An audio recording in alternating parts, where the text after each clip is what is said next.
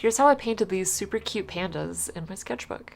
Starting off with a decent sketch always makes the painting process a lot easier. I mixed a few different combinations of colors. I eventually settled on this like really black blue color. The paint looks pretty dark in black, but when it dries it's really granulated and you can actually like see the blue come through. So I started just laying down this base color. The ears were already dry at this point, so I just added another layer on them just to kind of differentiate between like the inner part of the ear and the outside part. While the paint is still wet, I added a little bit of extra pigment at the bottom of the panda's leg, just so it looks like there's a little bit of like shadow and weight there.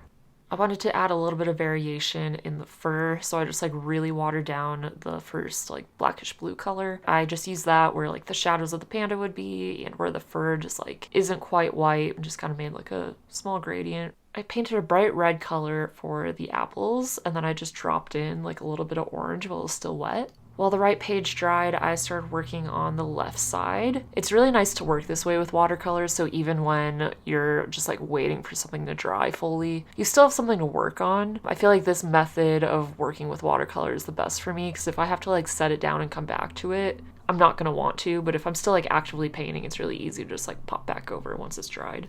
Then I took out some colored pencils and just added some shadows to the apples. I think this made it look a lot better. Also, it gives it kind of like that grainy, textured look, which I really like. I'm using this espresso brown color, and I'm just adding in little flecks for the fur. This is like my favorite part of finishing a painting. I just like love adding these tiny little details.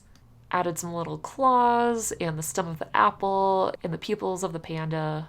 I find that like the faster I do this part, the better it looks. I try not to overthink it too much. So when I'm doing like the fur and stuff, I just kind of go based off of intuition and just like where my hand goes versus like overthinking it. I almost forgot to add the seeds of the apples, so I had to go back in quick and do that.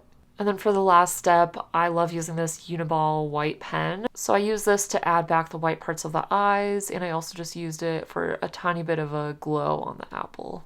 And here it is. Let me know what you think and if you like this style of video.